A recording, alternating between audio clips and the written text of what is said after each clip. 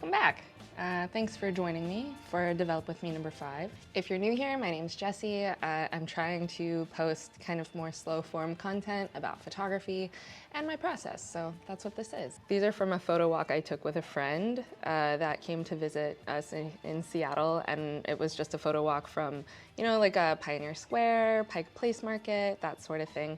And so I'm really excited to develop these. And for once, it only took me how many of these videos to actually know what it is I'm developing. I'm setting a goal for myself that the next video I will go shoot a roll of film, come back, develop it, and make it more like, I guess more of like a vlog. I don't know. I guess what I'm saying is I just don't want to use the same video formula for every single one of these videos. You know, I like some variety myself, so I want to switch it up a bit. The camera that I used for this photo walk was a Mamiya C330, and there's a story behind this camera. Way back in the day, my dad used to have this camera in like a cabinet of cameras that he kept that like most of them didn't work. However, I did not know that, and I just thought it was a cool looking camera, so I took it out, and my like, you know, form of rebellion was I'll just shoot a roll and put it back before he notices that it's gone. But it like got stuck, and I pulled the roll out, and I was like pissed because I wasted a roll. And I ended up taking the entire thing apart in an attempt to fix it. My dad actually loved to tell this story, and it always like made me kind of proud. He walked in on me with, in his words, me sitting at like the family computer with an exploded view of the camera and all of its parts on the computer screen. And it completely disassembled on the desk. And I will never forget, he goes, "Jessica, what the hell is this?" And I was just like, "I'll fix it. I'm so sorry, I'll fix it." The way he told the story was that he was sitting on the couch, and then all of a sudden I walked in and went, "Hey, Dad." Click. It's a sentimental camera for sure, and it has its quirks. I fixed it, but I also didn't know what I was doing. In the last video, half of the photos I scanned with a Canon, and the other half I scanned with a Fuji X-T5. I'm continuing on with the Fuji X-T5. I really like how it performs, and also I like the macro lens a bit more. I'm using a Laowa 65mm macro lens. Yeah, let's develop some film. I struggle so much with 120 film. It's so difficult to put it on the reel sometimes. Is there a trick to getting it on the reel? Oh, I got it. I got it on the first try. Hell yeah, girl.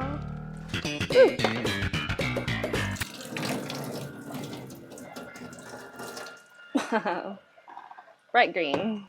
Hopefully this isn't too loud, but it was really nice having our friend come stay with us. Her name's Desiree, and I've known Desiree for years and years and years. We used to work together at an amusement park, and then we worked together in December on a short film called Chimera, and actually today some behind the scenes photos that I took were released, so I'll put them here so you can see them. This was like such a cool and special project to work on, and it challenged me. I know I mentioned in the last video that like every set has challenged me, but truly like this one challenged me. There was a lot of interesting lighting and also a lot of choreography, which I've never done before. And it just like pushed my creative brain, you know? Desiree was actually the one who put me onto the people working on this set, and they were the ones who hired me through Desiree's recommendation. She messaged me one day and was just like, "Hey, are you still doing behind the scenes?" And I was like, "Yeah." So I went down to the Bay Area and I shot both film and digital. I didn't shoot a ton of film. I only shot about 5 rolls because it, you know,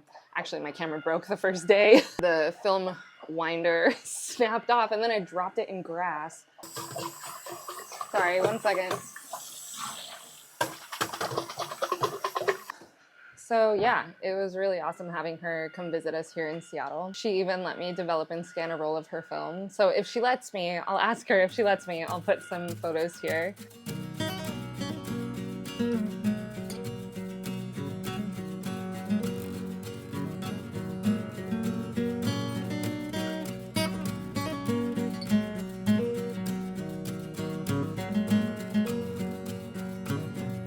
I know we came here at one point and I took a portrait of her on the Mamiya C330, so I hope that comes out. I hope all of these come out, honestly. It's been so long since I've used this camera, and you know, my eyesight has worked against me, which is a shame because I also have a Mamiya 645 Pro that is just like my dream camera.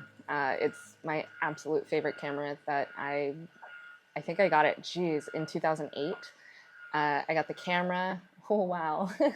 In 2008, I got the Mamiya 645 Pro, a viewfinder, a 120 back, the manual winder, and also the battery-powered winder, an 80mm lens, and a zenith like flash that came out and like up. I think I bought all of it for like 400 bucks maybe. And I was obsessed with that camera because of Lauren DeKoff, whose work I just like followed religiously at the time, had a Mamiya 645 Pro, and I couldn't get it out of my head. So it's a little bit of a bummer sometimes because I'm blind in my left eye, and then my right eye over the years I think has maybe just tried to compensate, and it's also getting kind of bad. I might look into LASIK.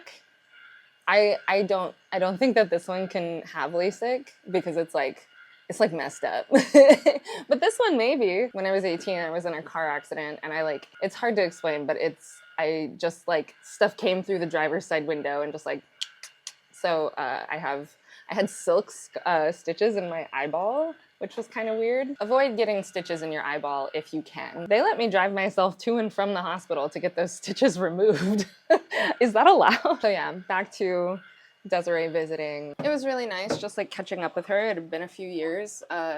You know, outside of seeing her last December, it had been a couple years since I had seen her. And yeah, it was just a really nice day going on a photo walk. True to Seattle form, it was very rainy and cold and windy. Whoa, whoa, whoa, whoa, whoa, whoa. We maybe have nothing. Well, the good news is that there's definitely some images, but look at this. This just looks wild. Maybe y'all can tell me, is this what happens if you don't like put it on the reel correctly? Like, does this mean that like these were touching? Does that make sense? You know what I mean? It kind of seems that way. I don't know. I'm not mad at it. And who knows? Chemicals messing it up might leave a really interesting color cast. I don't know. I'm trying to stay optimistic here. I don't know if you can see this like super duper well, but on both rolls of film, there was some chemical issues. And then also the Mamiya, I always remember it having this issue where it would like skip frames and kind of just like double expose them. So that just kind of is what it is. Like I said before, I kind of want to switch up the style of these videos a little bit. I don't want it to be the same formula every single time. And I was thinking about it with the previous Develop With Me, but I feel like this portion, unless I'm teaching you something, like is maybe not that interesting. So ultimately, I think I'm gonna skim through this part so we can get to the photos a little bit faster. So let's go ahead and get Lightroom up and see what we're working with. I know that it's a bit of a mess, but that's okay. I'm just gonna do auto white balance and see what happens. We're just trying to get a baseline. Ooh, interesting. Okay. You know what? I don't hate it. You know what? I don't hate it. I think there's some really interesting like things going on. Like I have no idea what that half circle shape is a picture of. Maybe it's not an image at all. Maybe it's just like chemicals that pooled up. I don't know. Oh, okay. These are seagulls outside of Ivars.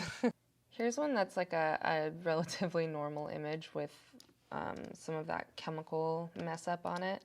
I think it's interesting how that other photo was like really blue, and this one's really kind of desaturated. You know, I don't dislike this. I feel like there's room to play. I think I'm just gonna do one more photo for y'all and then we can take a look at the final edits. This was taken on the sinking ship parking garage in Pioneer Square.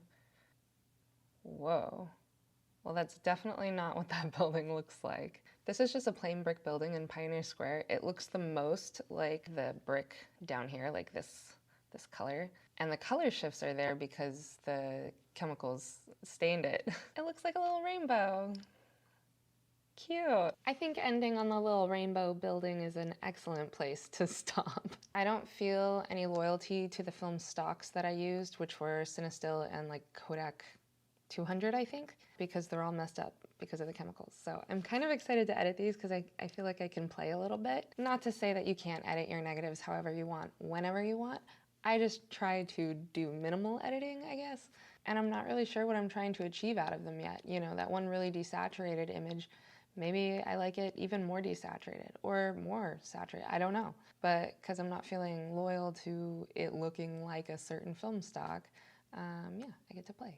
I really want to give the Mamiya C330 another go. I hadn't used it in over a decade. It's just a lot different than the cameras that I'm used to, so it's gonna take some relearning how to use. Before we left for that photo walk, it took me like 15 minutes to figure out how to fire the shutter.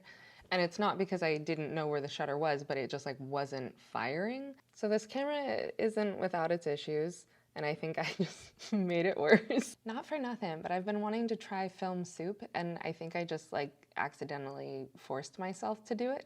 Okay, all right, enough gabbing. Let's look at the photos.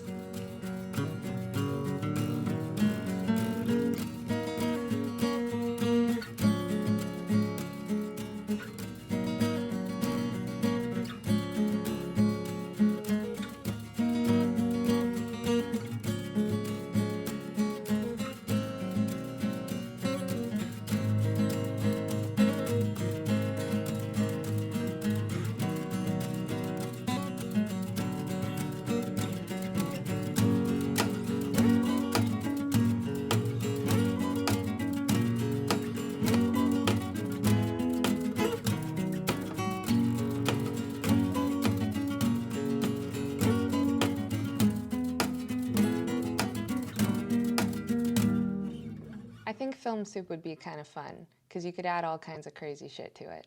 If you have experience with film soup or the Mamiya C330 or both, let me know. Let's talk about it. Especially also if you have any experience with that chemical staining stuff. I've never come across something like that before, so I don't really know what it is. I just know that I took a hard left somewhere and these photos are where I ended up. I don't know what the next video is gonna look like, but I'd really like to go out and shoot a roll of film, come back and develop it. Maybe with a different camera though. I'm sorry, I love you. With that said, the time has come. I know, I'm bummed too. Anyway, thank you for watching and subscribe if you're a little sweetie. Okay, ending on a compliment as always. When I call you sweetheart, it's because I know you have a sweet heart. Love you, bye.